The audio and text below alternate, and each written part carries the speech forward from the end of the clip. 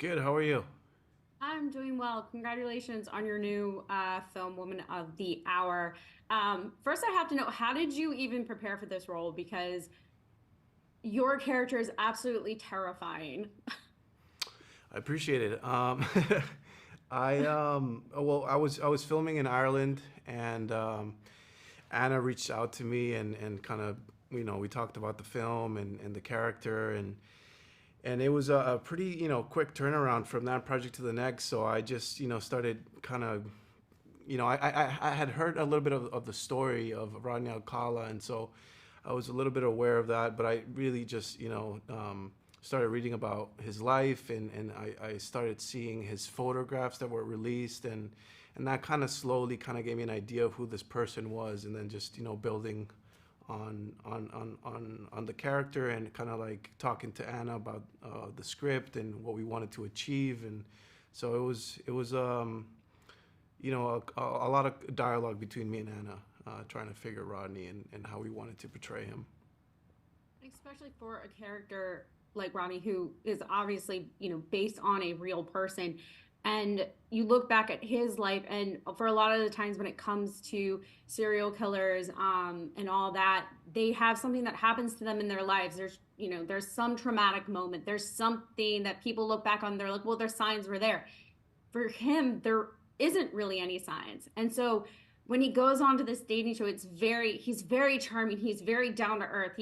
But at the same time, he knows exactly the kind of person he is. He knows he's on the FBI most wanted list. So for you, how do you even delve into a mind like that where you know that, like, this is a terrible person, and yet he's using his charms and his basically boy next door personality to lure these women in? Yeah, I mean, he's fascinating, and like you said, I mean, usually there's an event or something, family relationships that kind of leads them to go that way, right? With him, there isn't. So that was, it took me by surprise as well. I was expecting to find something like that, but by not finding it, it made it more interesting because yes, he uses his charm, the way that he conveyed himself to these people.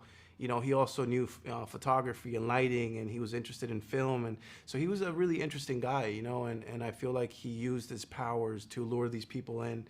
I think in the images that I talked to you about before, there's so many of these images that show the essence of of the person that he's photographing.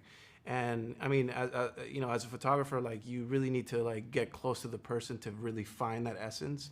So he was able to kind of take the guard down and invite people in and make them feel comfortable. Um, and I just think he had this switch where he went from 0 to 100, depending on what the triggers were, what the reactions with the other people were. So, I mean, it was a playing field for me, and Anna was very, um, and she encouraged me to kind of follow that path. And it kind of sounds like you had a very good relationship with Anna, whether it be acting or directing. So can you talk a bit more about that, especially because this was her basically her directorial debut? Yeah, it was crazy. She was always wearing the Cheryl clothes and holding the monitor and doing the scene, and then going back and speaking with Zach, our DP, and then coming back and doing the scene.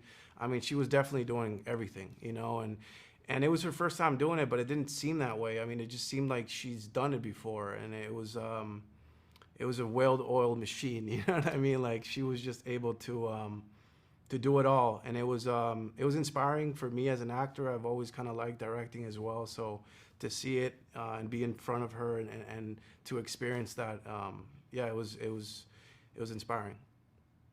And what do you hope audiences take away from this film? Um, I mean, look, I think what differentiates this movie from others is, Anna's point of view, a woman's point of view, not only glorifying the life of Rodney Alcala and just focusing on that, but rather spending time with the victims and seeing the whole story with not just him being the centerpiece. I always thought that was something that was going to be interesting and made it unique. And yeah, I think that's what I want people to, just to, I guess, see the movie and experience a serial killer film in a different way. Well, thank you so much for speaking with me today. I cannot wait for people to see the film. Thank you so much.